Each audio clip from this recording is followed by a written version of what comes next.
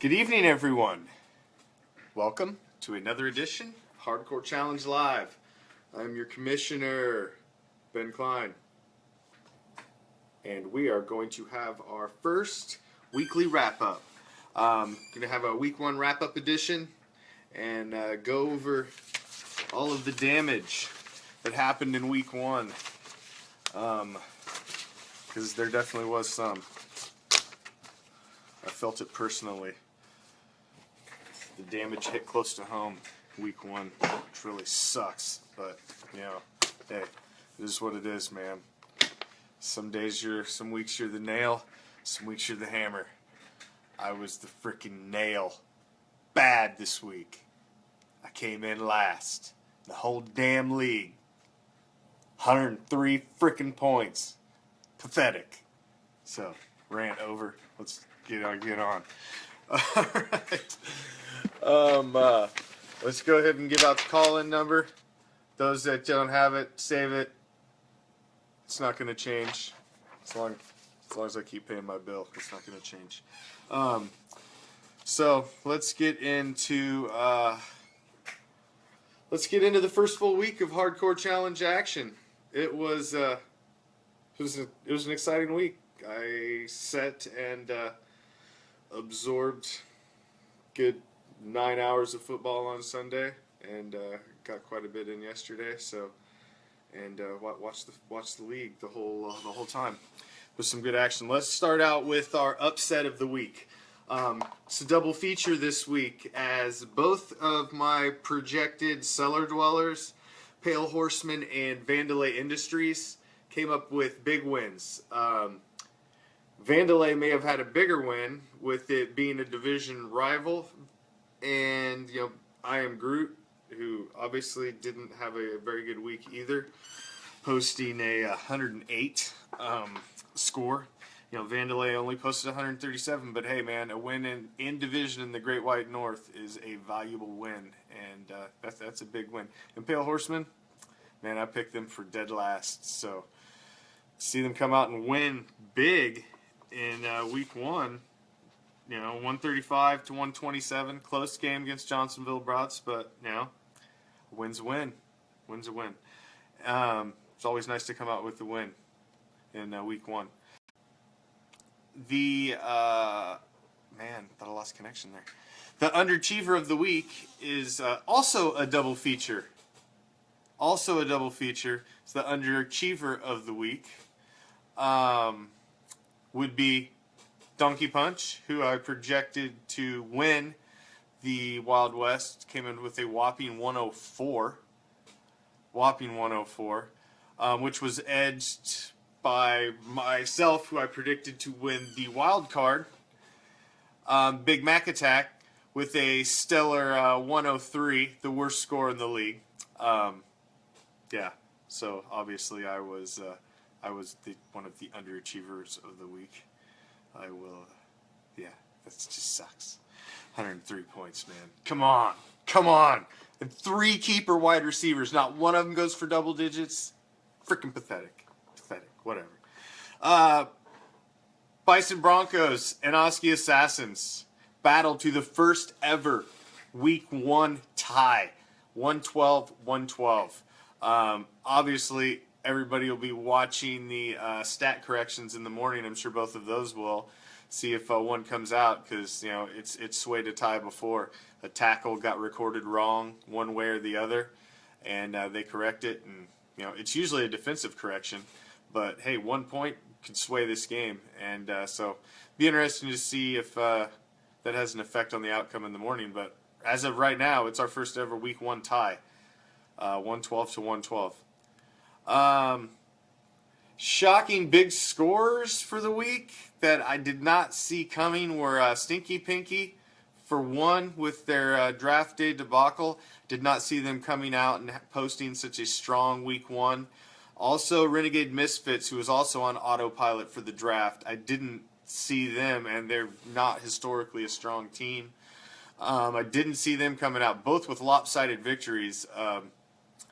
Those were definitely unexpected, shocking big scores for the week. And then finally, want to break down our game of the week. Skull Crushers versus I'm Thinking RBs. The battle in the Great White North. I predicted it correctly. Skull Crushers killed it, 211 points, led the league in scoring for the week. RBs has to be very unhappy with the fact you post 171 points and lose, because obviously myself, who posted a whopping 103 points, would freaking, give my pinky finger for 171, but it's got to be upsetting to lose in division when you post 171 points in week one. I mean, obviously you put together a good team, just wasn't good enough to beat Skull Crushers. I mean, Skull Crushers nailed it. I mean, getting 37 points from Jameis Winston, 18 points from Lamar Miller.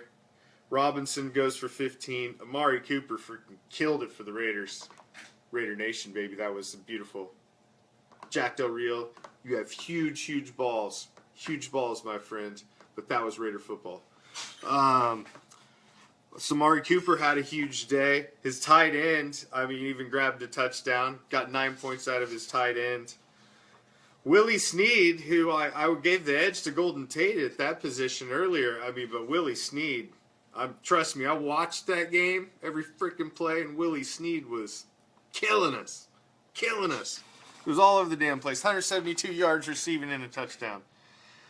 Even his defense, 26 points out of his defense. That is the Vikings D. That's something else. And then Kendricks gets the double dipping and gets 24 points out of Kendricks. Mathau had 8, which is no slouch, and then 9 with the kicker. That's not too bad either. That's how you get a 211 point. Gurley was his low man, which just because the Rams are freaking anemic. And, but, I watched it. Tavon Austin was targeted 12 times. Only caught 2 balls last night on my team. And, the Rams offense is terrible. Terrible. So, I don't know what I'm going to get at Tavon Austin all year, because, everybody's going to key on him, because who the hell else is going to get to rock? Nobody. Gurley. You give it to Gurley or pass it to Austin. That's it. That's all they got, man. And, what's the deal with why are they starting freaking Keenan anyway? And why isn't the rookie starting? They traded up, get all this to get this kid, and he's not good enough to start week one. You got the freaking kid from up north in the Podunk College is over in Philadelphia freaking slinging it. He went second. Why ain't the guy going first playing for the Rams? That's what I was planning on with Tavon Austin. What the hell? A freaking Case Keenum out there with this. Whatever. But, so the game of the week, majority of the poll voted for Skull Crushers. I voted for Skull Crushers to win, and they won. Came out with the game of the week. They are the team that I predicted to win the Great White North, and to come out and take down the perennial division champ. I'm Thinking RBs in week one. It was just a stellar thing, and it was a beautiful thing. It's a great week of first week of football, first week of the Hardcore Challenge. It's pretty much all I see to go over for the game of the week.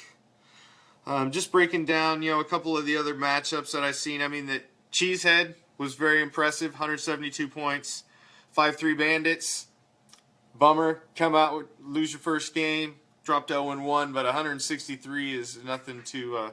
And that was a high-scoring game. Came down, wasn't decided to Monday Night Football. That was one I was keeping an eye on. That was a pretty close game going on. Tamaters coming defending champs of the Wild West came out and then did grab a victory. Took down Donkey Punch. They scored 143 points. Solid. Renegade Misfits actually destroyed Des Cottet, who's getting ready to get the first beatdown handed out by a Big Mac Attack after we bounce back from our week one sorry showing. We will win this weekend. Oh yes, we will win this weekend. Dez caught it. And we know Dez did not catch it. He didn't catch it again either. Because that's why the Cowboys are 0-1. Because, and what's his name doesn't know how to run out of freaking bounds. You know, come on. How many millions of dollars you pay that asshole and he don't know to run out of freaking bounds at the end of the game? He doesn't know game situation. My God. Jerry Jones should fire his ass. All right. On that note, remember, all trades need 48 hours approval time from the minute they post. No exceptions. I'm sure we will see, sucker. Oh, we will see. Dez will not catch it this week. Big Mac attack. First victory of the season. Be 1-1 after this week. But also remember, tomorrow night, 10 o'clock Eastern Time, we will have our Week 2 Game of the Week edition of the Hardcore Challenge live. So Week 1 is in the books. Time to panic yet? I'm not panicking. It's Week 1. I'm going to roll with the same roster I rolled with this week. And I'm going to win with the same roster that I rolled with this week. I'm not panicking. It's fantasy football. The steady hand is the best hand. So, maybe some of you are panicking. For others, I'm sure you're feeling like kings. But now Week 2 is here. Are you ready for the challenge? Good luck. Game on.